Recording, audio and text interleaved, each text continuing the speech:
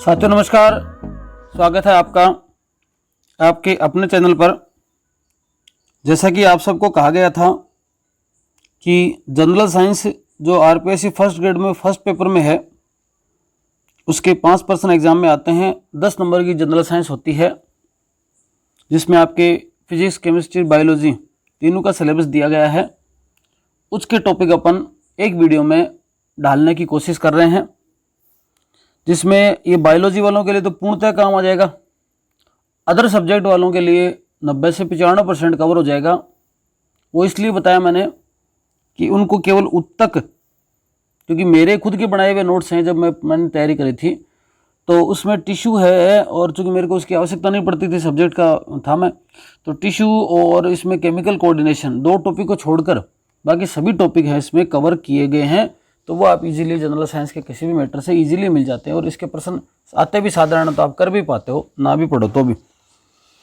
देखो, पहला topic chemistry के लेते हैं, उसके बाद फिजिक्स के, और बाद में बच्चे कुछ हैं वो बायोलॉजी के ले लेंगे। मैं पहले एक बार पढ़ा देता हूँ सारा, उसके बाद उसको रिवीजन में ले लेंगे। पदार्थ की संरचना और अणु।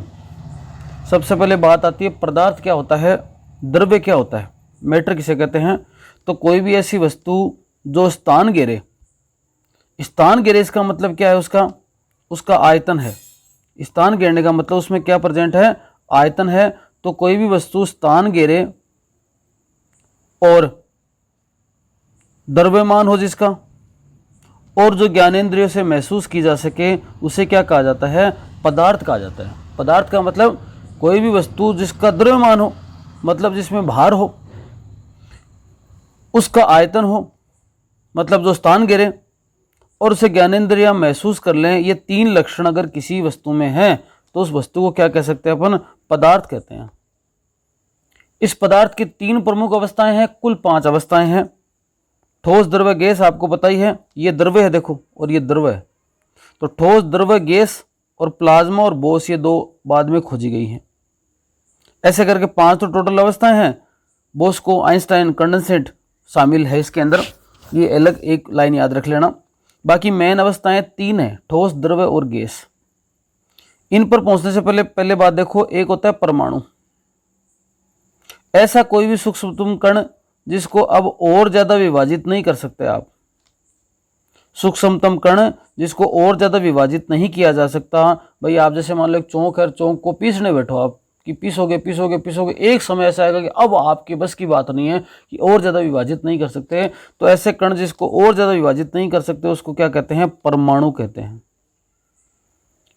1808 में जॉन डाल्टन ने परमाणु सिद्धांत दिया। दूसरी बात याद रखनी है, परमाणु सिद्धांत किसने दिया, डाल्टन ने दिया 1808 में।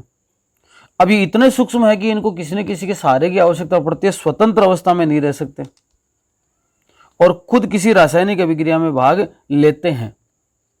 जब ये जुड़ेंगे किसी से तो रासायनिक अभिक्रिया में भाग लेते हैं, स्वतंत्र अवस्था में नहीं रह सकते। और इनका आकार क्या है, लगभग 10 की पावर -10 मीटर। तो सबसे छोटे कण जिन्हें और ज्यादा विभाजन नहीं किया जा सकता, स्वतंत्र अवस्था में नहीं रह सकते, रासायनिक अभिक्रिया में भाग लेते हैं, उन्हें परमाणु कहते हैं। और जब लिखते हैं ना तो ABCD वाले जो आते हैं वो परमाणु है। जैसे मान लो नाइट्रोजन लिखा, कार्बन लिखा, ऑक्सीजन लिखा, सल्फर लिखा, है ना, आर्गन लिखा, मीथेन लिखा, ये मतलब आपके मीथेन नहीं, नाइट्रोजन, कार्बन, सल्फर है, ये आर्गन है, ये सब लिखे ना जिनमें केवल इंग्लिश आ रही है, इंग्लिश के अक्षर जो आ रहे हैं ना वो सारे क्या हैं, परमाणु है। इस इंग्लिश के अक्षर के साथ अगर गणित और जुड़ गई, ABCD के साथ मैथ और जुड़ गई, जैसे मान लो मीथेन बन गया CH4, तो 4 H जुड़ गए यहाँ पर और 1 C जुड़ गया। मतलब क्या हुआ, अगर C और H अलग अलग लिखता ना मैं, तो अब ये क्या है, परमाणु है। लेकिन 1 C और 4 H मिलकर क्या बन गया, ये बन गया आपके अणु बन गया। तो परमाणु मिलकर क्या बनाते हैं, अणु बनाते हैं। स्वतंत्र रह सकते हैं, उनका स्वतंत्र अस्तित्व नहीं था, ये स्वतंत्र रूप से रह सकते हैं। यौगिक के सभी गुणधर्म इसमें पाए जाते हैं, स्वतंत्र अवस्था में रह सकते हैं। रासायनिक अभिक्रिया में भाग नहीं लेते, क्योंकि रासायनिक अभिक्रिया में भाग कौन लेते हैं, परमाणु लेते हैं। तो बात आ गई परमाणु की, बाद में आ गई अणु की। तो परमाणु मिलकर क्या बनाते हैं, अणु का निर्माण करते हैं। अब अगर एक ही प्रकार के परमाणु का समूह है तो उसको तत्व बोला जाता है।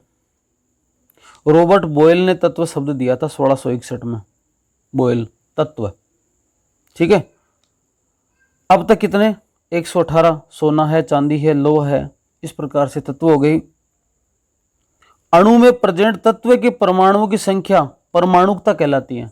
प्रश्न पूछा परमाणुकता का मतलब क्या होता है कि कोई अणु है, उसमें प्रेजेंट कोई तत्व है, उसमें कितने परमाणु की संख्या है, वो क्या कहलाती है, परमाणुकता कहलाती है। जैसे ओजोन का ऐसे सूत्र लिखते हैं। ओजोन क्या है, ओजोन है एक अणु, अणु इसलिए कि यहाँ पर देखो 3 ऑक्सीजन के फ्री रेडिकल जुड़े हुए हैं, ये तीनों तो परमाणु है, ये पर तीनों जुड़ गए तो क्या बन गया, अणु। तत्व हो गया एक ही के जुड़े हुए, जिसका मतलब तत्व बोल दिया इसको, एक ही प्रकार के परमाणुओं का समूह तत्व बोल दिया। अब इसमें परमाणु की संख्या कितनी है, 3 है, तो ये 3 क्या कहलाती है, इसकी परमाणुकता कहलाती है। तो ओजोन की परमाणुकता 3 है, ऑक्सीजन की परमाणुकता 2 है, इस प्रकार से परमाणुकता है। अब देखो अणु है उसको 2 भागों में डिवाइड कर सकते हैं आप, तत्व और यौगिक। अगर समान प्रकार से मिलकर बना तो क्या बोल दिया उसको, तत्व। और वही अणु अगर असमान परमाणुओं से मिलकर बना है उसको क्या बोलेंगे, यौगिक बोलेंगे। जैसे जल है तो जल के अंदर 2 तो H हैं, 2 तो H के परमाणु हैं, ठीक है, और एक क्या है, ऑक्सीजन का है। तो ये प्रकार मिलकर क्या बना रहे हैं, यौगिक बना रहे हैं। तो अगर असमान प्रकार के मिले तो क्या बन गया, यौगिक। समान प्रकार के मिले तो क्या बन गया, तत्व बन गया। 2 या 2 से अधिक तत्व है तो क्योंकि अपने आप में H2O तत्व है, O तत्व है यहाँ पर, तो 2 या 2 से अधिक प्रकार के तत्व मिल गए। जैसे नमक है, NaCl है, एक Na और एक Cl, ठीक है। इस प्रकार से ये बन गया। इनका सूत्र होता है, फिर अभी तक क्या था वो अलग अलग बात हो गई थी, इनका सूत्र होता है, यौगिकों का भी सूत्र होता है कि जैसे H2O लिखते हैं या फिर NaCl लिखा, NH3 लिखा, अमोनिया, तो क्या है ये सूत्र हो गया। अमोनिया के अंदर देखो NH3 है, तो NH का मतलब N तो 1 है, H के हैं 3 है, तो अमोनिया हो गया, तो क्या हो गया, यौगिक हो गया। O2 लिखा, ये तत्व हो गया। O3 लिखा, तत्व हो गया। N3 लिखूं मान लो मैं, तो क्या हो गया, तत्व हो गया, क्योंकि समान प्रकार के परमाणु हैं तो तत्व है, असमान प्रकार के हैं तो यौगिक। अब देखो 2 या 2 से अधिक तत्व है, वह यौगिक की अनिश्चित मात्रा, कोई फिक्स नहीं है, उसको क्या बोलेंगे, मिश्रण बोलेंगे। जैसे वायु है, वायु के अंदर कोई फिक्स नहीं है किस प्रकार का तत्व क्या है, उसको क्या बोला गया, ये बोल दिया मिश्रण बोल दिया। इनका कोई सूत्र नहीं होता। चीनी का चाशनी बनाते हैं, जैसे चाशनी का कोई सूत्र नहीं है, मिश्रण हो गया। वायु का कोई सूत्र नहीं होता। अब देखो 2 प्रकार के हो सकते हैं, समांगी, सभी अवयव एक ही अवस्था के हैं तो वायु उदाहरण है समांगी, होमोजीनस। विषमांगी, दूध है ना, एक में आपके जैसे लैक्टोज है तो सॉलिड भी है, यहाँ पर कुछ लिक्विड मात्रा भी, एक जल है, दूध है, अलग अलग मात्रा है। बादल है, गैसेज भी है, यहाँ पर धूल के कण भी हैं, बादल हो गया। धुआं है, धुआं के अंदर आपके कार्बन के कण भी हैं, गैस भी हैं, इस प्रकार से। तो विभिन्न अवस्था के, अवस्था का मतलब क्या है, वो ठोस, द्रव और आपके गैस, तो अलग अलग अवस्था के हों उसको बोलेंगे विषमांगी मिश्रण, और समान अवस्था के हों उसको क्या बोलेंगे, समांगी मिश्रण। वायु है, वायु सभी, वायु का मतलब, इसका मतलब तो गैस ही है सारी की सारी, तो गैस ही अवस्था के, तो एक ही अवस्था के हैं, ये वाली बातें। तो इतनी बातें में क्या पढ़ी आपने, परमाणु सबसे छोटा जिसका विभाजन नहीं हो सकता, स्वतंत्र अवस्था में नहीं रह सकता, रासायनिक क्रिया में भाग लेता है। अणु स्वतंत्र अवस्था में रह सकता है, रासायनिक क्रिया में भाग नहीं लेता। गणित आती है ABCD के साथ में। एक ही प्रकार के परमाणु मिल गए तो तत्व बना दिए, अलग अलग प्रकार के मिले तो यौगिक बना दिए। तत्व हो या यौगिक अगर मात्रा ज़्यादा है, अनिश्चित मात्रा में व्यवस्थित है तो मिश्रण बोलेंगे। मिश्रण 2 प्रकार का हो सकता है, समांगी और विषमांगी मिश्रण। अब द्रव्य की अवस्था है ना, ये परिवर्तित होती रहती है, बदलती रहती है, ठोस द्रव्य में, द्रव्य गैस में, इस प्रकार से बदलता रहता है। तो देखो वह ताप जिस पर ठोस द्रव्य में बदल जाए, वह ठोस चीज है, कपूर है, कपूर है, वो तो गैस बन जाता है। पर जैसे मान लो कोई ठोस पदार्थ है और वो पिघल के आपके द्रव बन गया,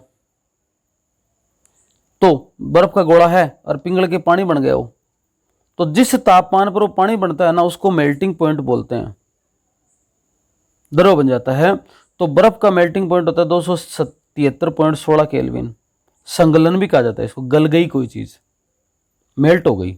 आइसक्रीम लेके आए आप, फ्रिज में रखी हुई थी, जमी हुई थी, लेकिन 15-20 मिनट नहीं खाई, हालांकि इसको मेल्ट नहीं होने देते आप, उससे पहले सॉलिड की सॉलिड ले जाते हो। पर बाय द वे मान लो छोड़ दी किसी की, तो थोड़े समय में क्या हो जाती है, वो मेल्ट हो जाती है। तो वो क्या है, उसका जितने समय में मेल्ट होती है उसका वो मेल्टिंग पॉइंट है।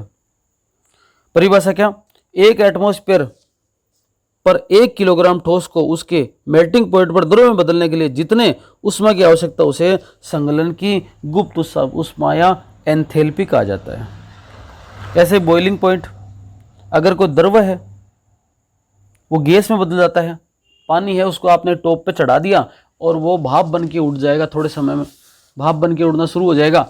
इसका मतलब क्या है, तो जिस तापमान पर वो भाप बन के उड़ना शुरू कर देता है उसको बॉइलिंग पॉइंट कहते हैं। भाई उबलना शुरू होगा, बॉइल होना शुरू हो गया।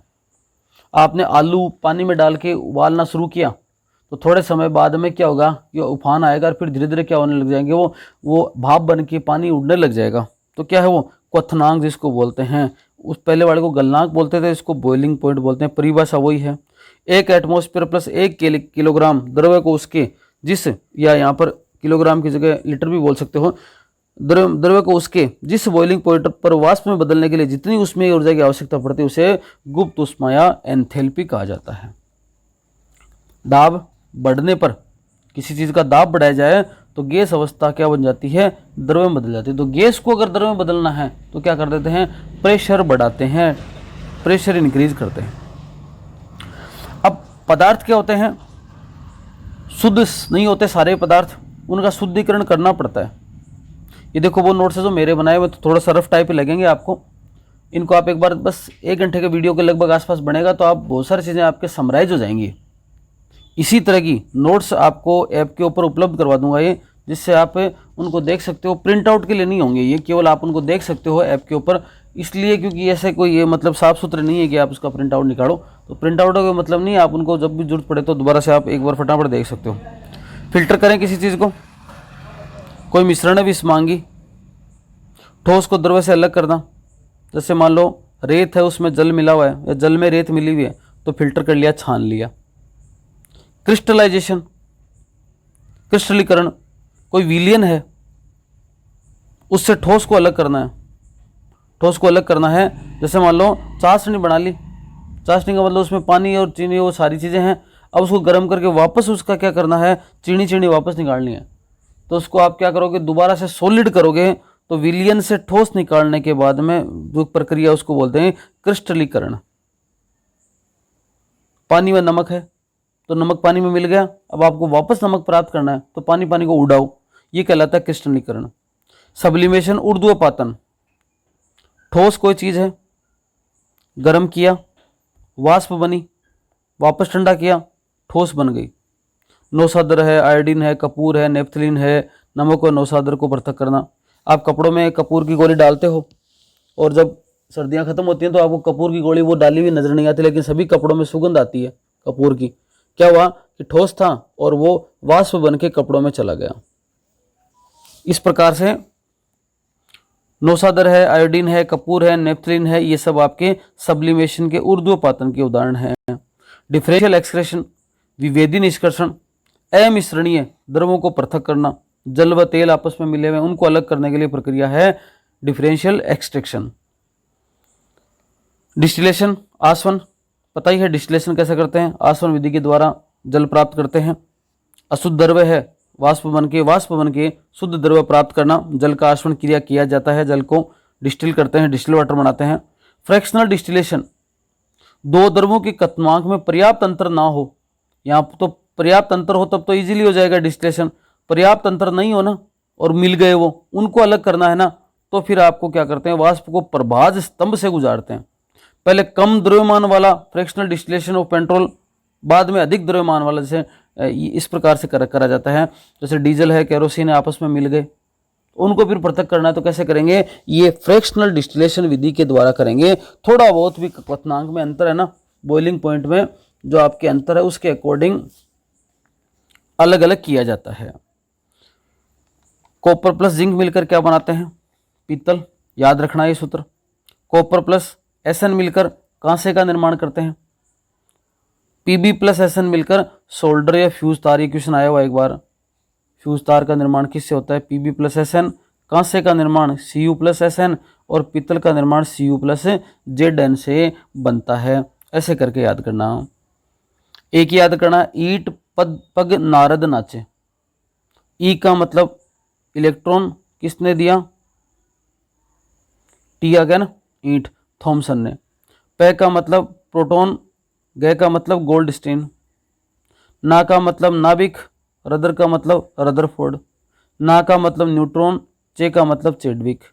इलेक्ट्रॉन शब्द थॉमसन का, प्रोटॉन गोल्डस्टीन का, न्यूट्रॉन चेडविक का और नाभिक का रदरफोर्ड ने दिया था 1897, 1919 और 1932। ऐसे करके इनको याद रखना है। परमाणु की संरचना करें तो परमाणु के देखो कण है, पहला वही परमाणु जिसको आगे जाके आप मतलब जैसे देखा ग्रीक दार्शनिक डेमोक्रिटस ल्यूसिपस ने बताया था, अविभाज्य कण जिसको और ज़्यादा विभाजित नहीं कर सकते उसको क्या कहते हैं, परमाणु बोलते हैं, एटम बोलते हैं। इसको और ज़्यादा नहीं काट सकते आप। पर इसके अंदर 3 प्रकार के कण होते हैं, इलेक्ट्रॉन, प्रोटॉन और न्यूट्रॉन। इलेक्ट्रॉन यहाँ पर आ गया था, थॉमसन आ गया था। कैसा आवेश है पता ही आपको, ऋणात्मक आवेश होता है, कैथोड बोलते हैं। और द्रव्यमान हाइड्रोजन का 1/1837वां भाग। प्रोटॉन 1886 में गोल्डस्टीन है, पॉजिटिव चार्ज होता है, एनोड जिसको बोलते हैं, द्रव्यमान इलेक्ट्रॉन से 1837 गुना अधिक।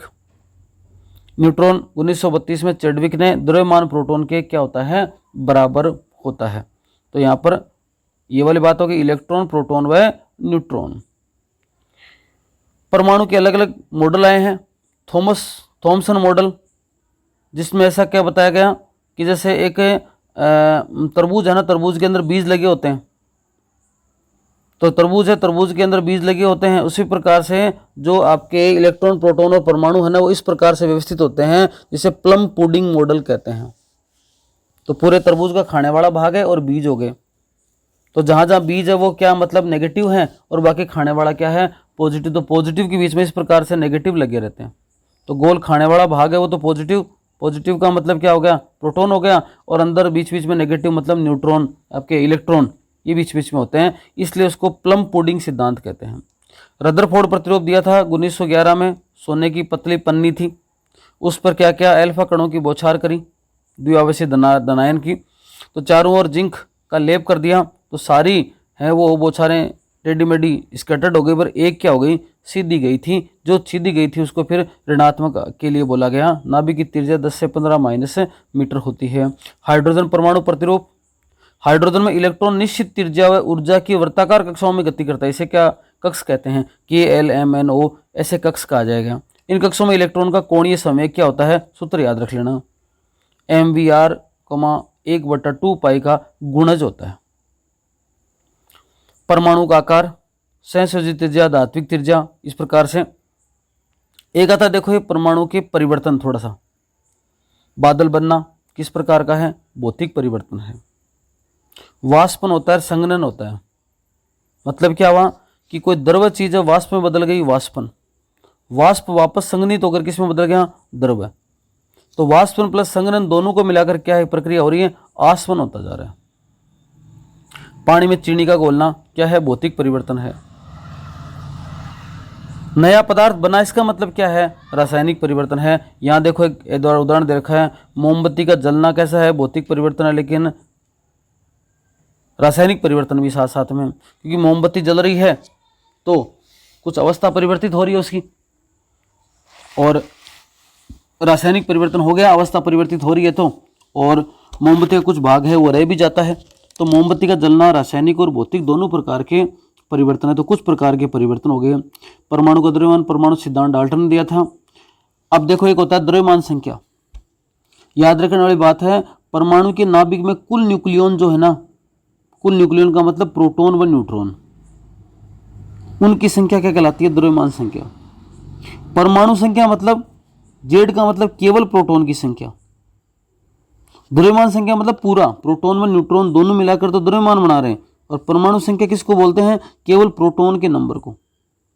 तो ऐसा बोल सकते हैं ए बराबर, ए मतलब द्रव्यमान संख्या बराबर proton plus neutron, Z plus N. तो ए बराबर क्या हो गया, ये तो जेड हो गया, ये वाला ए का मतलब देखो ये वाला ऊपर वाला द्रव्यमान संख्या, ए बराबर जेड प्लस एन। परमाणु भार देखो, वह संख्या जो प्रदर्शित करेगी तत्व का परमाणु हाइड्रोजन के परमाणु से कितना गुना भारी है। 3 चीजें रटनी है। देखो यहाँ पर इलेक्ट्रॉन है, ई से डिनोट करते हैं, ऋणात्मक आवेश होता है, आवेश कितना है इसके ऊपर 1.60 गुणा 10 की पावर -19। द्रव्यमान है ये वाला, एक बार इसको देखना जरूर। प्रोटॉन P से डिनोट करते हैं, पॉजिटिव आवेश है, 1.60 × 10⁻⁻14 है, और ये इसके ऊपर क्या है, आवेश, द्रव्यमान है उसका। इसी प्रकार से न्यूट्रॉन का, तो तीनों का ये आवेश दे रखा है और यहाँ पर द्रव्यमान दे रखा है। एक होता है अवोगाद्रो संख्या, सभी पदार्थों के एक मोल में उसके कणों की जितनी संख्या है उसको क्या कहते हैं, अवोगाद्रो संख्या कहते हैं, और उसका मान परीक्षा में पूछ लिया जाता है 6.022 × 10⁻23। ये आपके 9वीं 10वीं की किताबों से बनाए हुए हैं, 8वीं 9वीं 10वीं NCERT और RBSE, इसके अलावा क्वेश्चन जाते नहीं हैं। सामान्य ताप और दाब पर पदार्थों के एक मोल का आयतन 22.4 लीटर तथा NTP पर प्रत्येक गैस के 22.4 लीटर का भार उसके अणुओं के बराबर होता है। परमाणु की स्थिति देखो, KLMNO में K के अंदर यहाँ पर 2 हैं कक्ष में, बाह्यतम कक्ष में, L में 8 है, M में 18, N में 32 और O में 50। इस तरह से संख्या याद रखनी है आपको। अब होता है, एक होता है समस्थानिक, होता है एक समभारिक। समस्थानिक समान स्थान, जिनका स्थान समान है, मतलब क्या हुआ, स्थान समान का मतलब क्या हुआ, क्रमांक समान है। तो परमाणु क्रमांक जिनका समान है और द्रव्यमान संख्या जिनकी फिक्स है उसको क्या बोलते हैं, आइसोटोप बोलते हैं। परीक्षा में पूछ लिया जाता है, जैसे मान लो हाइड्रोजन के 3 आइसोटोप हैं, तो यहाँ पर 1 दे रखा है, यहाँ पर 2 दे रखा है, यहाँ पर 3 दे रखा है। इसका मतलब परमाणु संख्या तीनों में 1 है, परंतु द्रव्यमान संख्या यहाँ पर अलग अलग है। इसी प्रकार आयोडीन 31 का उपयोग किया जाता है घेंगा रोग में, और कोबाल्ट 60 का कैंसर उपचार में। मतलब मैंने काम की बातें उठाई हैं, ज़्यादा कुछ नहीं उठाया, बीच बीच में जैसे अचानक बात आ गई तो उसको नोट कर लिया। प्रश्न सीधे सीधे पढ़ेंगे यहाँ पर। मानव में रक्त संचरण हेतु Na24 का उपयोग किया जाता है। समभारिक का मतलब क्या हुआ, भार समान है। भार का मतलब क्या है, द्रव्यमान होता है। तो द्रव्यमान संख्या समान है और परमाणु क्रमांक भिन्न, उसको क्या बोलते हैं, समभारिक बोलते हैं। रासायनिक बंध और समीकरण, ऋणात्मक और धनात्मक आवेश है ये। संगत परमाणु सदैव छोटा होता है इलेक्ट्रॉन के हटने से। धनायन का आकार अपने संगत परमाणु से छोटा होता है। ऋणायन का आकार अपने संगत परमाणु से क्या होता है, हमेशा बड़ा होता है। ऋण आवेश के अंत में सामान्यतः 8 लगा जाता है, IT या ID लगता है, और धनावेश के अंत में IUM लगाया जाता है। संयोजकता, 1916 में कालेश लुईस ने अष्टक नियम दिया। परमाणु के बाह्यतम कोश में अष्टक पूर्ण करने के लिए एक परमाणु से दूसरे परमाणु में इलेक्ट्रॉन का स्थानांतरण अष्टक नियम कहलाता है। रासायनिक बंध क्या क्या हो सकते हैं, आयनिक बंध, विपरीत आवेश युक्त आयनों के मध्य उपस्थित स्थिर विद्युत आकर्षण बल क्या कहलाता है, रासायनिक बंध कहलाता है। इसे विद्युत संयोजी बल भी कहते हैं। NaCl के बीच में है, NaCl के बीच में Na के ऊपर प्लस है और Cl के ऊपर माइनस चार्ज है, तो आयन है ना, एक तो यहाँ पर धनात्मक है और एक ऋणात्मक है, इसके बीच में आवेश, तो आयनिक बंध हो गया, आयन हो गए, धन आयन और ऋण आयन। सहसंयोजक बंध मतलब एक से अधिक संयोजकता की साझेदारी होती है। सिंगल बॉन्ड के द्वारा हो सकती है, डबल बॉन्ड के द्वारा, ट्रिपल बॉन्ड के, जैसे क्लोराइड के बीच में संयोजकता है, ये सहसंयोजन बंध है। यहाँ पर ऑक्सीजन के बीच में डबल है और नाइट्रोजन के बीच में ट्रिपल बॉन्ड यहाँ पर पाया जाता है। ये संयोजकता को शो करता है। सहसंयोजक यौगिक गैस, द्रव व ठोस तीनों अवस्थाओं में होते हैं, एक्सेप्शन हीरा व रेत को छोड़कर। विद्युत व ताप के कुचालक, एक्सेप्शन ग्रेफाइट। उपसंयोजक बंध, ओजोन है, HNO3 है, Na का लैटिन नाम क्या है, नेट्रियम। तत्वों की आधुनिक प्रतीक प्रणाली के जन्मदाता है बर्जिलियस। अम्ल, क्षार व लवण, एसिड, एसिटिक एसिड का उपयोग कहाँ पर मिलता है, ये सिरका में, याद रखने वाला बात है। टार्ट्रिक एसिड किस में है, इमली में, ठीक है, इमली। एस्कॉर्बिक एसिड किस में है, संतरे में। और चींटी के डंक में कौन सा है, फॉर्मिक एसिड है। कौन सा पाया जाता है, चींटी के डंक में फॉर्मिक एसिड। एसिड को कैसे याद रखोगे, ABR रख लो या अनील याद रख लो। अनील है, एक शब्द रखना है बच्चे का नाम अनील, मतलब अम्ल क्या होते हैं, नीले टिटब्स को लाल कर देते हैं। या इंग्लिश में याद रखो तो ABR, ए का मतलब एसिड, ब्लू को रेड कर देते हैं, ठीक है। ऐसे बेसिक साबुन के जैसे लाल लिटमस को क्या करते थे, नीला कर देते हैं। NaOH KOH एग्जाम्पल दे रखे हैं। साल्ट क्या, एसिड और बेस मिलकर क्या बनाएंगे, साल्ट व जल का निर्माण करते हैं। अलग अलग कुछ डेफिनेशन है। और नियत सिद्धांत क्या है, 1887 में दिया था। जो जलीय विलयन में अपघटित होकर H आयन देते हैं उन्हें एसिड कहते हैं। अगर किसी जलीय विलयन में डाल दिया जिसने H आयन दे दिया ना, उसका मतलब उसको एसिड कहा जाता है। ये और नियत सिद्धांत है। जो पदार्थ जलीय विलयन में अपघटित होकर OH आयन देते हैं उन्हें क्षार कहते हैं। HCl को डाला जलीय विलयन में तो H अलग हो गया और Cl अलग हो गया, इसका मतलब उसने क्या दिया, H दिया। NaOH को डाला तो Na और OH, मतलब इसने OH दिया और इसने H दिया, तो जो H देते हैं उनको क्या बोल सकते हैं, अम्ल बोल सकते हैं। जो OH देते हैं उनको क्या बोल सकते हैं, क्षार बोल सकते हैं। ये बात ओरेनिस ने बताई थी। ब्रॉन्स्टेड लोरी संकल्पना क्या है, एसिड क्या आता है, हमेशा प्रोटॉन दाता होता है और बेस क्या होता है, प्रोटॉन ग्राही होता है।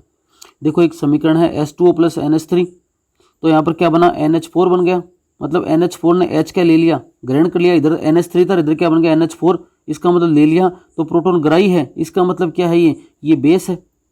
और यहाँ पर देखो H2O है, यहाँ पर OH है, दे दिया, H2O ने दे दिया, तो ये क्या है, प्रोटीन दाता है। तो एसिड और बेस की स्थिति यहाँ पर हो सकती है, दाता। लुईस संकल्पना क्या है, 1923 में दी थी। उसका मतलब एसिड क्या है, वे पदार्थ जो इलेक्ट्रॉन ग्रहण करते हैं, इलेक्ट्रॉन को ले लेते हैं, वो एसिड है, और जो इलेक्ट्रॉन त्यागते हैं उन्हें बेस कहा जाता है। ऐसे करके संकल्पना आई।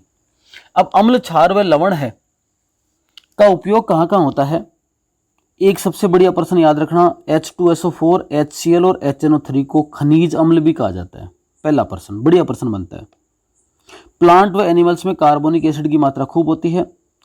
1 भाग HNO3 व 3 भाग HCl मिल जाते हैं तो क्या बनता है, एक्वारेजिया का निर्माण होता है, अम्लराज जिसको बोलते हैं। 1 भाग HNO3 व 3 भाग HCl मिलाने पर एक्वारेजिया अम्लराज का निर्माण होता है। H2SO4 को क्या कहते हैं, अम्लों का राजा। CaOH2 का यूज मिट्टी की अम्लता को दूर करने में कहते हैं। CaOH2 का उपयोग मिट्टी की अम्लता को दूर करने में किया जाता है। CaOH2 सफेद चूना क्या है, कीटनाशक है ये। MgOH2 milk of magnesia, milk of magnesia बोलते हैं इसको। ये एंटासिड, पेट की अम्लता दूर करता है। पेट में अगर एसिडिटी हो गई तो फिर जो दवाइयां हैं उनके अंदर एंटासिड के रूप में मिल्क ऑफ मैग्नीशिया MgOH2 का उपयोग किया जाता है। AgNO3 सिल्वर नाइट्रेट का उपयोग फोटोग्राफी में होता है। अमोनियम नाइट्रेट उर्वरक तथा विस्फोटक बनाने में काम आते हैं।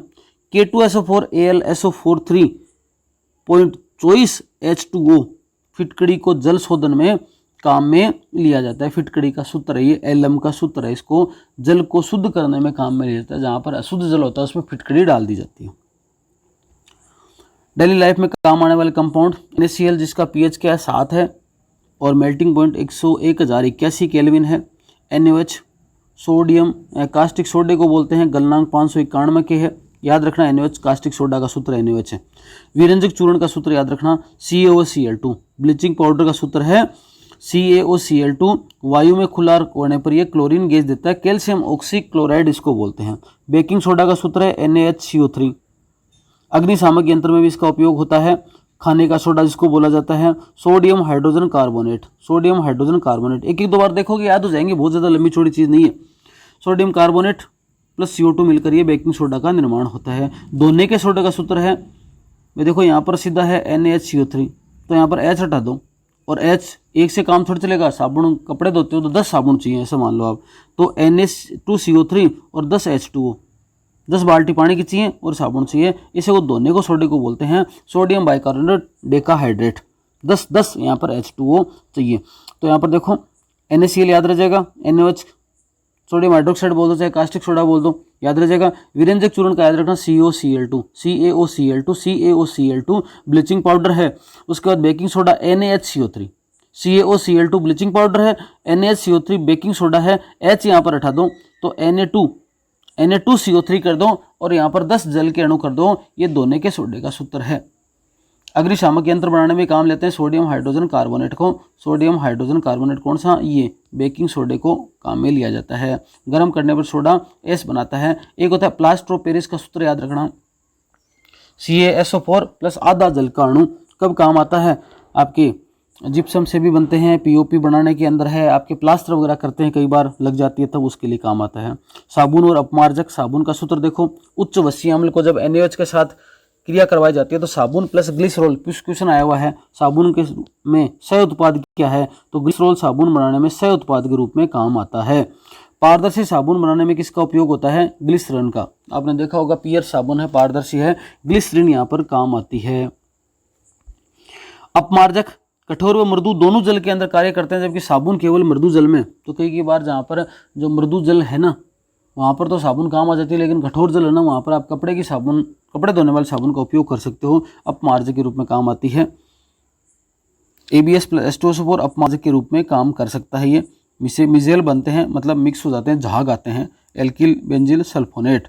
रासायनिक अभिक्रिया देखी जाए तो देखो, जब रासायनिक अभिक्रिया को संतुलित करते हैं, कोई अभिक्रिया दे रखी संतुलित नहीं तो उसको संतुलित करते हैं, सबसे पहले ऑक्सीजन हाइड्रोजन को छोड़कर अन्य परमाणु को संतुलित कर लिया जाता है। O2 H2O के अलावा कोई भी संतुलित कर लिया, उसके बाद H2 की संख्या को संतुलित कर लेते हैं, उसके बाद O2 की संख्या को संतुलित करते हैं। ऊष्माक्षेपी अभिक्रिया उसके लिए प्लस चिन्ह का उपयोग करते हैं और आपकी ऊष्माशोषी के लिए माइनस चिन्ह का उपयोग किया जाता है। प्रकार देखो, संयुग्मन अभिक्रिया नाम से पता चल रहा है, A प्लस B दो अभिक्रिया है आपस में जुड़ गई, जैसे मान लो C कार्बन प्लस ऑक्सीजन क्या बन गया, CO2 बन गया। ये क्या है, संयुग्मन अभिक्रिया है, आपस में जुड़ जाती हैं। विस्थापन अभिक्रिया, एक अभिक्रिया के पास कंपाउंड है दूसरी अभिक्रिया पे स्थानांतरित हो जाता है। कॉपर सल्फेट है, जब उसके साथ जिंक डाल दिया ना तो सल्फेट भाग के किसके पास चला गया, जिंक के पास चला गया, तो कॉपर अकेला रह गया, मतलब एक चीज की दूसरी चीज पर विस्थापित हो गई। द्विविस्थापन, दोनों जगह से विस्थापन हो, जैसे ए और बी दो साथ में है, जैसे मान लो इसको उदाहरण से समझाऊं, ZnSO4 प्लस CuCl2, तो ZnCl2 प्लस CuSO4, तो इसका सामान तो इसके पास चला गया और इसका सामान इसके पास आ गया, दो जगह विस्थापित हो गई अभिक्रिया, उसको बोलते हैं द्विविस्थापन, डबल डिस्प्लेसमेंट, और इसको डिस्प्लेसमेंट रिएक्शन बोलते हैं। इसको आपके कॉन्जुगेशन रिएक्शन, संयुग्मन रिएक्शन बोलते हैं। अपगठनीय अभिक्रिया, एक कंपाउंड है AB, अपगठन हुआ, A और B अलग अलग हो गए, जैसे मान लो NaCl है तो Na प्लस Cl हो गया, CO2 है तो C प्लस O2 हो गया, H2O है तो H प्लस OH हो गया। इसका मतलब उसको क्या बोलते हैं, अपगठनीय अभिक्रिया। मंदवती और अभिक्रिया, परवल क्षार और परवल अम्ल के मध्य अभिक्रिया 10-10 सेकंड में पूर्ण होती हैं। उत्कर्णीय अनुकर्णीय अभिक्रिया, रिवर्सिबल और इरिवर्सिबल अभिक्रिया, जो वापस चेंज हो जाती है उसको रिवर्सिबल बोलते हैं, और जो चेंज नहीं होती, एक बार बन गए उसको आपके अनुत्क्रमणीय अभिक्रिया कहा जाता है। अगला पॉइंट बढ़िया बनता है, ऑक्सीकरण में अपचयन। देखो, ऑक्सीकरण अभिक्रिया वो बोलते हैं जिसमें ऑक्सीजन जुड़ती है और हाइड्रोजन निकलती है,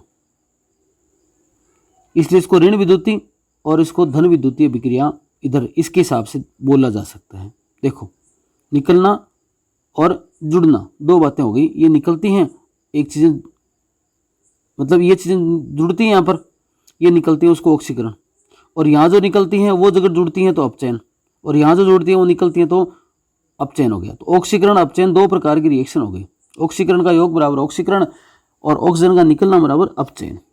हाइड्रोजन का निकलना, देखो यहाँ पर पता चलता है, हाइड्रोजन का निकलना क्या है, ऑक्सीकरण, तो ऑक्सीकरण, और हाइड्रोजन का जुड़ना अपचयन। अब देखो ऐसे याद करो इसको, H का मतलब ये है, ये आपके दो हाथ हैं, आप जब वॉकिंग पे जाते हैं तो अप डाउन करते हैं, सुबह सुबह आप वॉकिंग करके आ रहे हैं, अप डाउन कर रहे हैं, इसका मतलब अप डाउन करते हैं तो अपन अप अप है ना, तो अप का मतलब H स्थिति बन रही है, ऐसे याद रख लो, अप का मतलब H स्थिति बन रही है, तो H अगर जुड़े ना उसको अपचयन बोलेंगे। अब इससे पूरा चल जाएगा काम, H जुड़ा मतलब अपचयन, तो फिर H हटा मतलब ऑक्सीकरण, ठीक है। अब H जुड़ा तो O तो नहीं जुड़ सकता ना, तो H जुड़ा मतलब O हटा मतलब अपचयन, और H हटा मतलब O जुड़ा मतलब ऑक्सीकरण। तो ऑक्सीकरण की अभिक्रिया में H हटता है और O जुड़ता है, और अपचयन की अभिक्रिया में O हटता है और H जुड़ता है। अपचयन से याद रखना, अप डाउन करते हैं तो H जोड़ो, H जोड़ो तो क्या घटाओ, O हटाओ, तो ऑक्सीजन का हटना, हाइड्रोजन का जुड़ना अपचयन है, ऑक्सीजन का हटना और हाइड्रोजन का जुड़ना क्या, अपचयन है, और हाइड्रोजन का हटना और ऑक्सीजन का जुड़ना क्या है, उपचयन बोल दो, चाहे तो ऑक्सीकरण बोल दो, ठीक है। अब धन विद्युती के हिसाब से देखा जाए तो धन विद्युती तत्व का निकलना मतलब ऑक्सीकरण, एक एक बात याद रख लेना, कोई सी भी एक बात रख लेना, बाकी से हो जाएगा। इसका मतलब धन विद्युतीय तत्व का निकलना ऑक्सीकरण हो गया, तो धन विद्युतीय तत्व का जुड़ना क्या हो गया, अपचयन हो गया। अब धन विद्युतीय तत्व का निकलना अगर ऑक्सीकरण है तो ऋण विद्युतीय तत्व का जुड़ना ऑक्सीकरण है, दोनों तो नहीं निकल सकते ना। इसका जुड़ना ऑक्सीकरण, इसका निकलना ऑक्सीकरण, इसी प्रकार से इसका जुड़ना इसका निकलना अपचयन की प्रक्रिया में आ जाता है। इतनी बातें हो गई। परमाणु में तत्व का इलेक्ट्रॉन त्यागना, इलेक्ट्रॉन निकाल दिया मतलब क्या हो गया, उसका ऑक्सीकरण हो गया, और इलेक्ट्रॉन उसने ग्रहण कर लिया, उसका मतलब क्या हो गया, अपचयन हो गया। ठीक है। जिन पदार्थों का ऑक्सीकरण होता है उसे अपचायक कहते हैं, जिन पदार्थों का अपचयन होता है उसे ऑक्सीकारक पदार्थ कहा जाता है। हीरा व ग्रेफाइट का ऑक्सीकरण अंक 0 होता है। परमाणु सिद्धांत, डाल्टन का परमाणु सिद्धांत, थॉमसन का परमाणु सिद्धांत, प्लम पुडिंग वाला, बूंदी के लड्डू, तरबूज वाला, रदरफोर्ड का स्वर्ण पत्र का प्रयोग अभी अपन ने देख लिया था। नील बोर की परिकल्पना क्या है, कक्ष है, उसके चारों तरफ बीच में नाभिक है, इसके तरफ इलेक्ट्रॉन मूव करते रहते हैं। प्रथम कक्षा के है, उसके बाद में एल है, एम एन है, इस प्रकार से मूव करते रहते हैं। आवर्त सारणी के अंदर क्षैतिज पंक्तियां क्या होती हैं, आवर्त, और खड़ी खड़ी जो स्तंभ है उनको वर्ग कहा जाता है। वर्गों की संख्या कितनी, 18, और आवर्तों की संख्या कितनी है, 1 से 7 तक होती है। ऐसे वाले डब्बे होते हैं ना आवर्त सारणी में, वो तो है आपके हैं 7 आवर्त, और ऐसे जो डब्बे हैं वो कितने हैं आपके 18 हैं। इस प्रकार से उनको वर्ग कहा जाता है। एक ही वर्ग में ऊपर से नीचे जाने पर परमाणु का आकार बढ़ता है परंतु आवेश कम होता जाता है, और एक ही आवर्त में बाएं से दाएं जाने पर आकार छोटा होता जाता है परंतु आवेश बढ़ता जाता है। ये एक पॉइंट आपको याद रख लेना है। आगे देखो, POA एल्काइन को एल्किन का देखेंगे, अभी आगे आएगा ये। कार्बन तथा इसके कंपाउंड, कार्बन का परमाणु क्रमांक कितना है, 6 है, छोटा आकार है। इसके अंदर एक पाई बंध होता है, एक सिग्मा बंध के साथ द्विबंध और त्रिबंध भी पाए जाते हैं। 1s², 2s² और 2p²। परमाणु क्रमांक कितना, 6। तो पहले 2 भर गए, उसके बाद फिर s वाले 2 भर गए, फिर 2 किसके बचे, इसके बचे। तो बैलेंसी कितनी होगी, कितनी, 4 यहाँ पर बैलेंसी है। ज्यामिति कैसी होती है, समचतुष्फलकीय होते हैं। प्रत्येक वैलेंसी के मध्य बंध कोण कितना, 109 डिग्री 28 मिनट का होता है। एक इंपॉर्टेंट प्रश्न आता है। सिंगल बॉन्ड कैसा, एक सिंगल बॉन्ड सिग्मा ही होता है, बाकी पाई बंध के साथ द्विबंध और त्रिबंध भी हो सकते हैं। कार्बन परमाणु कार्बन से जुड़कर साकित असाकित चक्रीय यौगिकों का निर्माण करता है। हाइड्रोकार्बन अचक्रीय व चक्रीय प्रकार से अगर संतृप्त है और असंतृप्त है। संतृप्त का मतलब कार्बन कार्बन के मध्य एक ही बॉन्ड है, सिंगल बॉन्ड है, मेथेन है, एथेन है, ये किस में आते हैं, संतृप्त में आते हैं। असंतृप्त का मतलब डबल बॉन्ड है, मतलब एल्किन या एल्काइन। तो क्रम देखो, एल्केन, एल्किन, एल्काइन। एल्केन का मतलब सिंगल बॉन्ड, एल्किन का मतलब डबल बॉन्ड, एल्काइन का मतलब ट्रिपल बॉन्ड। ये तो मेन हो गया। इसके टुकड़े बटेंगे तो एल्काइन में संख्या के आधार पर, मेथेन तो यहाँ पर मेथीन, यहाँ पर methyne, ethane, ethene, ethyne, propane, propene, propyne. 1 bond, 2 bond, 3 bond, ठीक है। और वैसे देखा जाए तो अगर चक्रीय के रूप में एलिफेटिक और एरोमेटिक हाइड्रोकार्बन यहाँ पर है। अब देखो ये मेथेन है, मेथेन का सूत्र है CH4। मार्स गैस इसको बोलते हैं, गोबर गैस बोलते हैं, कोल गैस बोलते हैं, धान गैस बोलते हैं, CNG में काम आती है, कोयले खदानों में काम आती है, उसको मेथेन गैस कहा जाता है। गोबर गैस इससे बनाई जाती है। CH3OH को कास्ट स्पिरिट कहा जाता है। CH3COOH को एसिटिक एसिड कहते हैं, और HCOOH को फॉर्मिक एसिड कहा जाता है। लैक्टिक एसिड का सूत्र ये वाला है। नामकरण करते हैं, देखो एल्केन का ये वाला सूत्र क्या है, मेन CnH2n+2, ये मेन फॉर्मूला है। सफिक्स n लग जाता है यहाँ पर। एल्केन H है ना, यहाँ पर 4 है, H4 हो गया ना, ठीक है भाई। n का मान 1 रख के देख लो, n का मान आपने 1 रखा तो C तो 1 ही हो गया।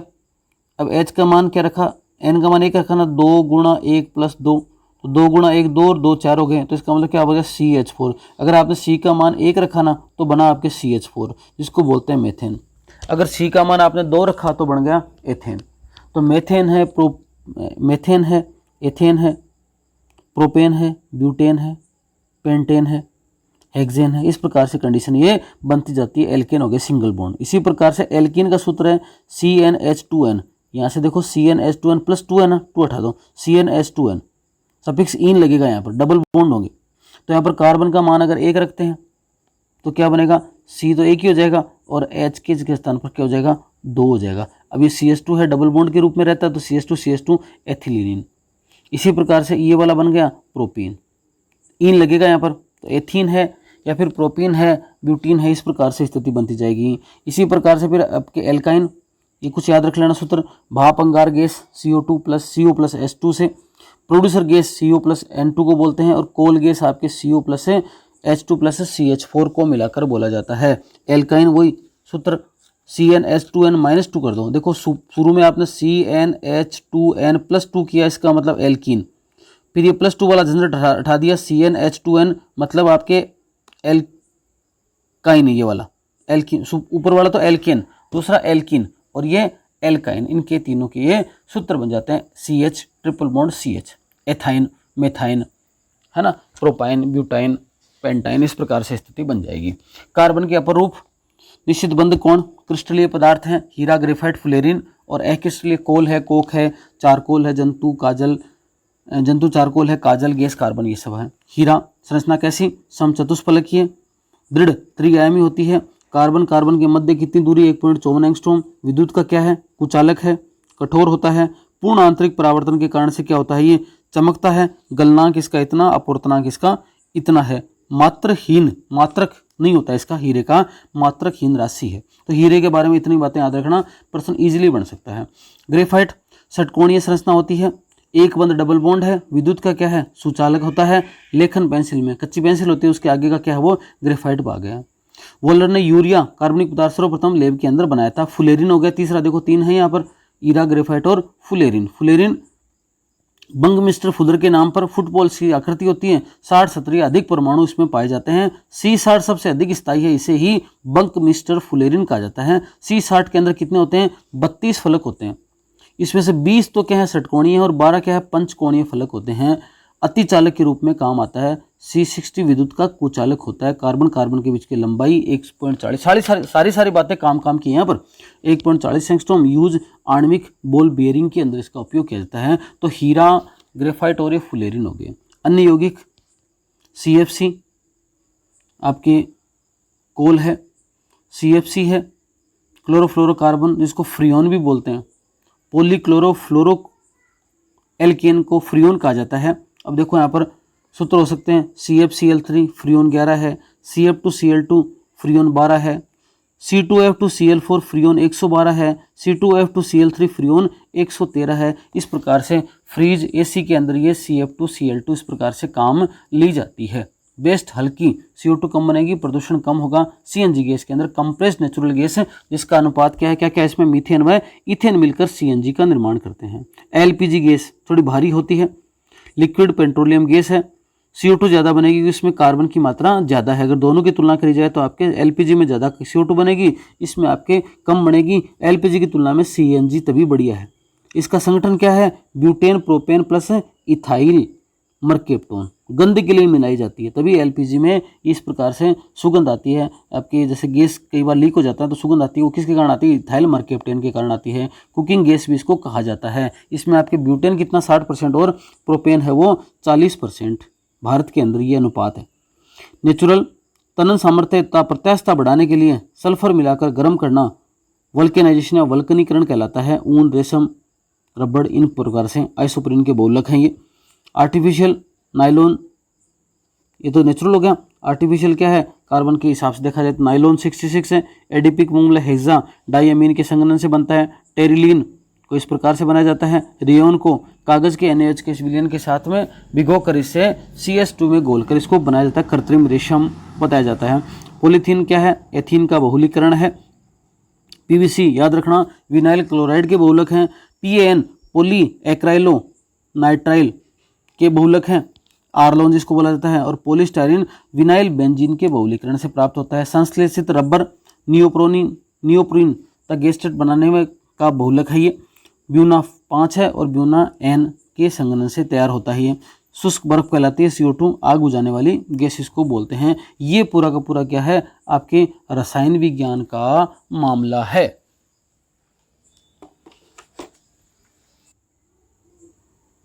पहला टॉपिक है बल व गति। पहले तो अदिश राशियां, सदिश राशियां, केवल परिणाम हो, दिशा का बोध नहीं होता है। द्रव्यमान, चाल, समय, दूरी, घनत्व, ऊर्जा, शक्ति आदि अदिश राशियां हैं। याद रखने का तरीका क्या है, देखो सदिश राशियों में अक्सर आपको वय मिलेगा। वय जिसमें आता है वो अक्सर सदिश राशियां हैं। परिणाम व दिशा दोनों होता है। वय या व्यय, देखो बल है, विस्थापन है, वेग है, संवेग है, आवेग है, तीव्रता है, भार आदि। भार का याद रख लेना, बाकी सब में क्या है, ये क्या है, वय या व्यय मिल रहा है। ज़्यादातर वय या व्यय एक याद करने का तरीका है, इनको सदिश राशियां कहा जाता है। परिणाम यूनिट दिशा बताता है, ये परिणाम व दिशा दोनों को बताता है। गति, पिंड को किसी स्थिति का समय के साथ बदलना गति कहलाता है। पिंड की स्थिति का समय के साथ बदलना सरल रेखीय गति हो सकती है, वर्ताकार हो सकती है, दोलनी गति हो सकती है। दूरी और विस्थापन, प्राप्त स्थिति से अंतिम स्थिति तक की स्थिति क्या कहलाती है, दूरी कहलाती है। और प्राथमिक स्थिति से अंतिम स्थिति की रेखीय दूरी, दो प्रकार की दूरियां हो गई है, वो क्या कहलाता है, विस्थापन कहलाता है। तो कोई प्रारंभिक स्थान है, मतलब ए से चलकर ये यहाँ तक आए, तो ए से चले यहाँ आए और फिर यहाँ आए, ये तो पूरी क्या हो गई, अंतिम स्थिति तक की तो दूरी। और ये क्या हो गया, सीधा देखा जाए तो इतनी दूरी तय करिए, तो ये विस्थापन है। तो ये तो दूरी है और ये क्या है, विस्थापन है। दूरी अदिश राशि है, पिछली बार सीधा सीधा प्रश्न पूछे गए थे यहाँ से। दूरी क्या है, अदिश राशि है, इसका मात्रक है मीटर एसआई में। और विस्थापन एक सदिश राशि है, वी आ गया ना, वह आ गया, मीटर में इसका एसआई मात्रक है। चाल देखो, चाल बराबर दूरी बटा समय। चाल अदिश राशि है, मीटर प्रति सेकेंड, क्या इसका दूरी बटा समय हो गया ना, तो दूरी का मीटर है और समय का सेकंड है, तो मीटर प्रति सेकंड इसका एसआई मात्रक है। पर चाल के साथ में वेग, निश्चित दिशा में वस्तु द्वारा एकांक समय में तय की गई दूरी वेग कहलाता है यहाँ पर। तो वेग बराबर निश्चित दिशा और समय। यहाँ पर तो क्या, दिशा बटा दूरी बटा समय, तो दूरी तो कोई निश्चित दिशा नहीं है, यहाँ पर एक दिशा हो गई। दिशा का मतलब क्या हो गया, विस्थापन हो गया। तो विस्थापन में समय का भाग दिया तो क्या आ गया, वेग आ गया। तो वेग बराबर एस बटा टी हो गया। और ये वेग क्या है, सदिश राशि है, इसका भी ऐसा ही मात्रक मीटर प्रति सेकंड। ये सभी के याद रखना कि सदिश है, असदिश है, अदिश है, और उसका मात्रक आपको याद रखना है। एक समान गति, एक सीधी रेखा में गति, असमान गति और त्वरण, प्रति सेकंड वेग में होने वाले परिवर्तन को क्या कहते हैं, त्वरण कहते हैं। प्रति सेकंड वेग में परिवर्तन हो रहा है तो त्वरण बराबर वेग में परिवर्तन बटा परिवर्तन में लगा समय। मान लो शुरुआत में वेग ये था और बाद में ये हो गया, तो परिवर्तन जितना होना उसमें टी का भाग दिया गया, ये त्वरण है। वेग का मात्रक बटा टी, तो वेग का मात्रक क्या आया था, मीटर प्रति सेकंड था, उसमें किसका भाग दे दिया, एस का हो गया। तो मीटर प्रति सेकंड स्क्वायर, मीटर प्रति सेकंड स्क्वायर किसका मात्रक हो गया, ये इसका मात्रक हो गया त्वरण का। तो त्वरण का तो अभी आपको किस किस का याद रखना है, दूरी का याद रखना है मीटर, विस्थापन का मीटर, चाल का मीटर प्रति सेकंड, वेग का मीटर प्रति सेकंड और त्वरण का मीटर प्रति सेकंड स्क्वायर। वस्तु एक समान त्वरण से गतिशील है, v बराबर u प्लस ए टी, ये नियम है। s बराबर U T plus 1/2 A T square और v स्क्वायर बराबर यू स्क्वायर प्लस 2as। इनको समझाता, लेकिन अभी समय रिवीजन का है इसलिए पॉसिबल नहीं है। असमान त्वरित गति की स्थिति के अंदर स्थिति अलग हो सकती है। बल देखो सदिश राशि है, न्यूटन की गति के नियम, पहला नियम क्या कहता है कि कोई वस्तु स्थिर है तो स्थिर ही रहेगी और गतिशील है तो गतिशील ही रहेगी जब तक कोई बाह्य बल उस पर ना लगे। इसे स्थिर अवस्था का जड़त्व का नियम और गति अवस्था का जड़त्व का नियम कहा जाता है। जैसे गत्ते पर सिक्का, कैरम, गोटी, ये वाली चीज़ें हैं। गत्ते पर है ना, कोई सिक्का रखा है, आपने फटाफट गत्ते को, जैसे गिलास है, गिलास के ऊपर आपने गत्ता रख दिया और गत्ते के ऊपर सिक्का रख दिया, अब अचानक से आप गिलास गत्ते को खींच लो तो सिक्का गिलास में गिर जाएगा। वो मतलब गत्ते ने गति कर ली लेकिन सिक्का क्या था, स्थिर था। इसी प्रकार से कैरम की गोटी है। गति अवस्था का जड़त्व का नियम, लंबी कूद है, बस का ब्रेक है, ये सब क्या बताते हैं कि जब तक कोई चीज़ चलती रहेगी, बस को ब्रेक नहीं लगा हो, कोई विरोध ना हो, किसी प्रकार की कोई दिक्कत ना आए तो चलती रहेगी वो, जब तक उस पर कोई बाह्य बल कार्य नहीं करता। बाह्य बल का मतलब या तो तेल नहीं खत्म हो जाए, या फिर कोई आपके ब्रेक ना लगे, या फिर कोई रोड इस प्रकार की हो कि वो उसको घर्षण ना लगाती हो, तो वो चलती रहेगी। जितना द्रव्यमान होता है उतना ही क्या होता है, जड़त्व है। गति का पहला नियम गैलीलियो का नियम भी कहलाता है। दूसरी नियम क्या कहता है न्यूटन का, गति करती हुई वस्तु का संवेग उसके द्रव्यमान व वेग के गुणनफल के बराबर होता है। P बराबर mv। संवेग क्या है, एक सदिश राशि है, मात्रक किलोग्राम मीटर प्रति सेकंड, वेग और संवेग। F बराबर ma, बल हो गया, तो बल का मात्रक क्या है, किलोग्राम। देखो MA किलोग्राम गुणा मीटर बटा सेकेंड स्क्वायर, तो किलोग्राम मीटर बटा सेकेंड स्क्वायर किसका है, बल का ऐसा ही मात्रक है, याद रखना। N बराबर किलोग्राम मीटर बटा सेकेंड स्क्वायर। 1 न्यूटन बराबर होता है 10 की पावर 5 डाइन। तीसरा नियम क्या है, देखो बल का पहला, इसके गति का पहला नियम क्या बताएगा, बल का गुणात्मक मापन करता है, बल की परिभाषा बताता है। दूसरा नियम क्या करता है, बल का मात्रात्मक मापन करता है, मतलब बल का परिमाप बताएगा। तो गति का पहला नियम है बल की परिभाषा बताता है, गति का दूसरा नियम बल का परिमाप बताएगा, और तीसरा नियम क्रिया प्रतिक्रिया का नियम है, बल की दिशा बताएगा। तो कौन सा नियम क्या बताएगा आपको, ये सीधी सीधी बातें पॉइंट टू पॉइंट याद रखनी है। संवेग संरक्षण का नियम, दूसरे नियम से यदि किसी पिंड पर बाईं आरोपित बल शून्य है तो उस निकाय के संपूर्ण आवेग संवेग का संरक्षण का नियम संवेग का संरक्षण होता है। दो गोलियों के टक्कर के बाद पहली कुल संवेग तो टक्कर के बाद कुल संवेग बराबर होता है, अर्थात संवेग संरक्षित रहता है। घर्षण, सीमांत घर्षण, ईंट पड़ी है, आप अंगुली से सरका रहे हो, सरपी सरकती है और लौटती है कोई चीज़, तो इनका घर्षण का बात करें तो यहाँ पर देखो स्टैटिक है सबसे ज़्यादा, सरपी उसके बाद, और लौटनिक में सबसे कम है वो घर्षण की मात्रा होती है। प्रणोद, किसी वस्तु के ऊपर उसकी सतह पर लंबवत लगा बल क्या कहलाता है, प्रणोद कहलाता है। मात्रक क्या इसका, न्यूटन है। दूध से जो क्रीम बनती है वो अपकेंद्रीय बल के हिसाब से। दाब, वस्तु के प्रति एकांक क्षेत्रफल पर लगने वाला बल क्या कहलाता है, दाब कहलाता है। दाब भी क्या है कि अदिश राशि है, बल बटा क्षेत्रफल, इसका SI मात्रक न्यूटन प्रति वर्ग मीटर हो गया। उत्प्लावकता, गुरुत्वाकर्षण के विपरीत लगने वाला बल वस्तु को पानी में डूबने से बचाता है। आर्किमिडीज का सिद्धांत है। दुग्ध मापीय हाइड्रोमीटर उत्प्लावकता सिद्धांत पर कार्य करते हैं। घनत्व बराबर द्रव्यमान बटा आयतन MV, मात्रक क्या होगा, किलोग्राम प्रति मीटर क्यूब हो गया। कार्य और ऊर्जा, कार्य का मतलब क्या है, कार्य बराबर बल गुणा बल की दिशा में विस्थापन। W बराबर FS होता है, S का मान है यहाँ पर FS के हिसाब से कार्य क्या हो गया, एक अदिश राशि हो गया। अभिकेंद्र बल द्वारा कोई कार्य नहीं होता है। मात्रक कार्य बराबर न्यूटन प्रति मीटर है, सूत्र याद रखना। ये ऊर्जा का मात्रक क्या है, कार्य का मात्रक सेम होते हैं। ऊर्जा अलग अलग प्रकार की होती है, यांत्रिक ऊर्जा है, उष्मा ऊर्जा है, रासायनिक ऊर्जा है, विद्युत ऊर्जा है, गुरुत्वीय ऊर्जा है, नाभिकीय ऊर्जा है, ये अलग अलग प्रकार की होती हैं। यांत्रिक ऊर्जा बराबर गतिज ऊर्जा प्लस स्थितिज ऊर्जा दोनों को बताया जाता है। हथौड़ा और कील, तो यहाँ पर एक स्थिति पे फिक्स है कील और हथौड़े को आप गति दे रहे हो, तो गति प्लस स्थितिज ऊर्जा दोनों मिल गई तो क्या बनी, यांत्रिक ऊर्जा। गति ऊर्जा हमेशा सदा धनात्मक होती है और वस्तु के द्रव्यमान पर निर्भर करती है। समीकरण 3 से V² बराबर U² प्लस 2AS, तो त्वरण का मान निकल गया यहाँ पे, और आपके F का मान गतिज ऊर्जा के हिसाब से निकल गया। W बराबर 1/2 mv² माइनस U²। वस्तु विराम अवस्था होने पर U बराबर क्या हो गया, 0। उस परिस्थिति के अंदर W बराबर 1/2 mv² हो गया। तो V को दुगना किया तो गतिज ऊर्जा क्या हो गई, 4 गुना हो गई। संवेग भी क्या हो गया, सेम हो गया। याद रखना, वेग को दुगना करने पर गतिज ऊर्जा कितनी बढ़ जाती है, 4 गुना बढ़ जाती है, ऐसा नियम याद रखना आपको। इस बात से ये निकला। स्थितिज ऊर्जा में क्या पता चला, स्प्रिंग का वापस आना, तीर के कमान का वापस नॉर्मल होना। स्थितिज ऊर्जा बराबर mgh, EP बराबर 1/2 kx² का मान आता है। विद्युत ऊर्जा पता है आपको, माइकल फेराडे ने विद्युत जनित्र की खोज की थी। कोयला संयंत्र, नाभिकीय संयंत्र, ये सारे विद्युत ऊर्जा के एग्जाम्पल हैं। एनर्जी का रूपांतरण, यांत्रिक ऊर्जा गतिज ऊर्जा प्लस स्थितिज ऊर्जा का जोड़ है। पावर शक्ति, P बराबर W/T, कार्य बटा समय, और इसका भी P बराबर MA। मात्रक याद रखना, जूल बटा प्रति सेकंड। इनमें देखो मात्रक याद रखना, न्यूटन के थोड़े से नियम याद रखना, और ये सूत्र वगैरह दे रखे हैं उनको थोड़ा सा एक बार रीडिंग मार लेना। 1 हॉर्स पावर बराबर 746 वोट होता है।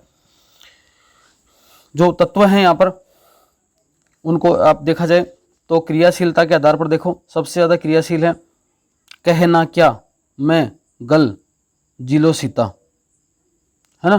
कहना क्या, मंगल, जिलो सीता, ऐसे कुछ है, ये याद रखना। सर्वाधिक सक्रिय है, क्रियाशीलता कम है, और नीचे वाले में कभी परिवर्तन नहीं होता। ये सक्रियता श्रेणी के दाब पर दे रखा है।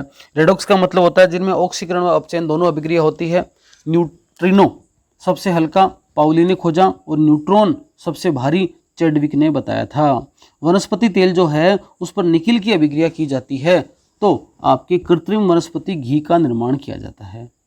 बॉन्ड निकालने के लिए सूत्र काम आता है, देखो CnH2n+2, CnH2n और CnH2n-2, ये सिंगल बॉन्ड के लिए, डबल बॉन्ड के लिए, ये ट्रिपल बॉन्ड के लिए, ये वाला सूत्र है। कपड़े धोने के साबुन का सूत्र वसा प्लस NaOH, मिला तो वसा प्लस ग्लिसरॉल, साबुन प्लस ग्लिसरॉल बना। शेविंग क्रीम नहाने का, है ना, वसा प्लस KOH कपड़े धोने के साबुन का ये, और नहाने का और शेविंग क्रीम बनाने का लिए वसा प्लस KOH काम में लिया जाता है। अंतर याद रखना है। जीवाश्म की आयु ज्ञात करने के लिए C614 को काम में लेते हैं, और पृथ्वी चट्टान की आयु ज्ञात करने के लिए यूरेनियम को काम में लिया जाता है। फ्रियोन, देखो सूत्र बनता है, फ्रियोन के प्रकार आए थे ना अभी, तो दहाई बराबर Cl बराबर 4 - F, ठीक है।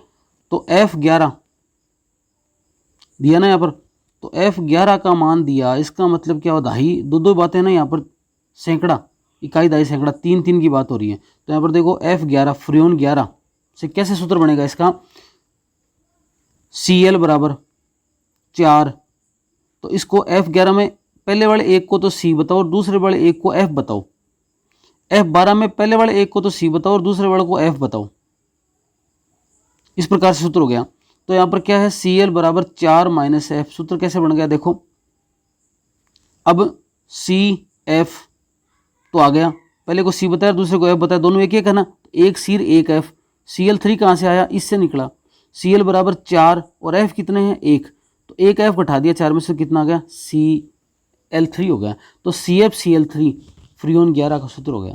फ्रियोन 12 से क्या निकला, ये वही, एक का मतलब तो C तो एक ही है, F का मतलब क्या हो गया, यहाँ पर 2 हो गया, और 4 - F, 2F घटा दो तो Cl2, CF2Cl2 क्या हो गया, फ्रियोन 12 का हो गया। इसी प्रकार से F 111 से निकल जाएगा। यहाँ पर पहले एक को C बताओगे, दूसरे एक को भी C बताओगे, तीसरे को क्या बताओगे, F बताओगे। ऐसे करके सूत्र बनाते हैं। खैर ये तो बलों की दुर्बलता याद रखना, नाभिकीय बल सबसे ज़्यादा, चुंबकीय बल उसके बाद, वांडर बल सबसे, और गुरुत्वाकर्षण बल ये सबसे कम हो गया। दुर्बलता का क्रम ये दे रखा है। जैव विविधता शब्द विल्सन ने दिया था। हॉटस्पॉट नॉर्मन मेयर्स के द्वारा 1999 25 थे, वर्तमान में 34 हॉटस्पॉट हैं। सर्वाधिक अमेजन उष्णकटिबंधीय वर्षा में होती है, वनों में वर्षा होती है। भारत में विशुद्ध रूप से कितने हैं, 2 हैं, पश्चिमी घाट और पूर्वी हिमालय। बाकी देखो 3 या कई बार 4 सुंडालैंड का नाम भी जोड़ा जाता है। स्थानबद्ध प्रजाति जो उसको बोलते हैं जो किसी स्थान पर ही फिक्स होती है, एंडेमिक स्पीसीज बोला जाता है। भारत की जैव विविधता कितनी है, 7.8% है। हॉटस्पॉट की क्या शर्तें हैं, 0.5% से अधिक या 1500 स्थानबद्ध स्पीसीज वहाँ पर हो, और 70% उजड़ा हुआ क्षेत्र हो जाता है, उसको मानव क्रियाकलापों के द्वारा उसको क्या बता देते हैं, हॉटस्पॉट। कंसेप्ट दिया था मेयर ने। IUCN की खोज 1948 में, रेड डाटा बुक 1972 में आई थी, और WWF की स्थापना हुई थी 1961 के अंदर। क्लास 7 के अंदर दे रखा, देखो जंग का रासायनिक सूत्र याद रखना, Fe2CO3। सीधे सीधे प्रश्न दे रखे हैं यहाँ पर। जंग से बचाव के लिए जस्ते की परत चढ़ाई जाती है, उसको क्या बोलते हैं, गैल्वेनीकरण बोलते हैं। सीता माता बढ़ने कहाँ है, प्रतापगढ़ में। बूंदी में कौन सा, रामगढ़ विषधारी, अभी ये पॉपुलर भी है। इसका करंट का क्वेश्चन आपको बताया था, बहुत बढ़िया बनता है। शरीर पर काले सफ़ेद बाल, लंबे कांटेदार बालों वाला प्राणी सिंही कहलाता है। क्लास 8 में दे रखा हरी मेहंदी लासोन नामक पदार्थ के कारण से क्या हो जाता है, लाल बन जाती है। अनिल आपको पता ही है, अम्ल है वो नीले रंग को नीले लिटमस को लाल लिटमस में बदल देते हैं। हाइड्रोजन गैस से भरी परख नली के मुख पर जलती हुई तीली ले जाने पर वह नीली हो जाती है। संकटग्रस्त प्रजाति निम्न में से कौन सी है, इंद्रोक। ऐसे प्रश्न दे रखा है सीधा सीधा। निम्न से विलुप्त प्रजाति कौन सी है, डोडो पक्षी और हवाई कौवा। संकटापन्न प्रजाति तथा विशेष किसी क्षेत्र प्रजाति दोनों श्रेणियों में पाई जाने वाली जंतु प्रजाति है। गंगा नदी की डॉल्फिन है। काली मंथन मेंगो पादप प्रजाति की श्रेणी है। प्राकृतिक आवासों में ये क्या हो गई, विलुप्त हो गई। राजस्थान में सेंचुरीज है, नेशनल पार्क है, पुराना डाटा है, छोड़ दो। एक से अधिक श्रेणी में आ रही पादप प्रजाति इंद्रोक है। मिलान करना है यहाँ पर कि कर लेना। तस्मानिया टाइगर है, विलुप्त प्रजाति है। गोडावण है, संकटापन। भारतीय गेंडा है वो कांजीरंगा भेसर। कुर्जा आपके प्रवासी पक्षी है। जीवाश्म ईंधन क्या नहीं है, लकड़ी नहीं है, बाकी तीनों हैं। 22 अप्रैल पृथ्वी दिवस है। और किरणदी संस्था पिपलांतरी, ये प्रश्न दे रखा है। निम्न से कार्बन का क्रिस्टलीय रूप कौन सा है, ग्रेफाइट, हीरा, फुलेरिन। तीनों के तीनों कार्बन के क्रिस्टलीय रूप हैं। चंद्रमा पर या पृथ्वी पर द्रव्यमान समान रहता है, केवल भार क्या हो जाता है, बदल जाता है। पूर्वी हिमालय में गांगेय डॉल्फिन राष्ट्रीय जलीय जीव जिसको बोला जाता है, ये है यहाँ पर। इसके लिए एक अभ्यारण्य बना बांगलपुर बिहार, हिम तेंदुआ और हिमालय तहर के लिए। पश्चिमी घाट, नीलगिरी तहर और मेकांग बंदर के लिए। जैव विविधता शब्द आ गया और आ गया विल्सन आ गया। जैव विविधता 7.8%, कुल भूमि 2.8% है। आईयूसी ने स्थापना 1948, मुख्यालय कहाँ है? स्विट्जरलैंड में है। रेड डाटा बुक 1972, WWF 1961, प्रतीक क्या है? लाल पांडा इसका। वन्य जीव संरक्षण अधिनियम याद रखना 1972 राजस्थान में कब लागू हुआ? बढ़िया प्रश्न बनता है। 1973 के अंदर। सिटीज 1975 से प्रभावी है। Convention on trade in endangered species, CBD का पूरा नाम याद रखना। कन्वेंशन ऑन डाइवर्सिटी 1992 पृथ्वी सम्मेलन के साथ। जीव विविधता संधि, भारत में जीव विविधता अधिनियम 2002 में लागू हुआ। NBA, SBB और BMC के तत्वाधान में। ये नेशनल, स्टेट और ये कम्युनिटी स्थानीय संगठन है एक तरीके का। संरक्षण जीवों का करते हैं 2 प्रकार से कर सकते हैं, इन सिटू और एक्स सिटू।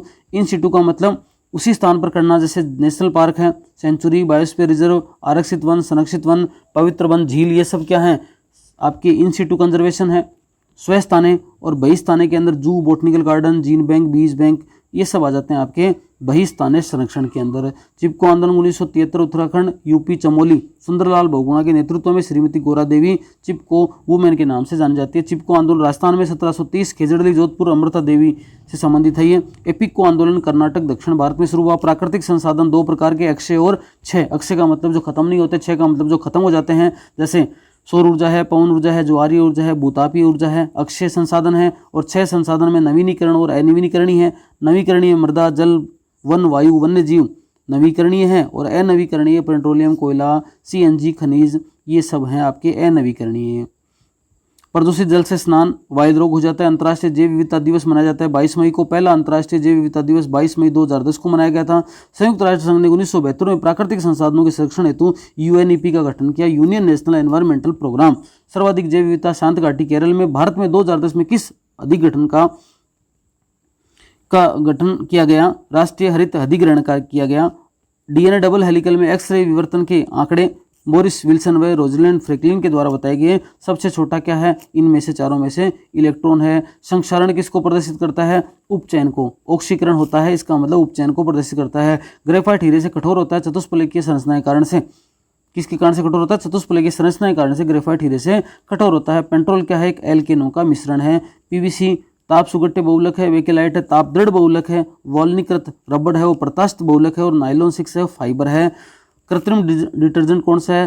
कि cyclic and non cyclic sulphonic अम्ल के सोडियम लवण मिश्रण RSCO3Na+। इस प्रकार से कृत्रिम डिटर्जेंट का एक सूत्र है। ये मैंने फटाफट आपको थोड़ा सा करवाने की कोशिश करी है। इसमें आपके 6ठी, 7वीं, 8वीं, 9वीं, 10वीं की जनरल साइंस को लिया गया है। केवल 2 टॉपिक बचते हैं। 2 टॉपिक का मतलब आपके एक तो जो है क्या बचता है? उत्तक वाला, जिसको आप इजीली देख सकते हैं, कहीं साधारण सा प्रश्न आता है। और एक आपके जो है केमिकल कोऑर्डिनेशन वाला, जो बायोलॉजी वालों के लिए तो कोई खास नहीं बनता है। ऐसे करके आपको 1 घंटे में समेटने की कोशिश करिए जनरल साइंस को। एक बार रीडिंग मार लेना। PDF इसकी उपलब्ध करवाऊंगा आपको ऐप के ऊपर, जिसको आप देख सकते हैं। प्रिंट आउट की आवश्यकता नहीं होगी। धन्यवाद।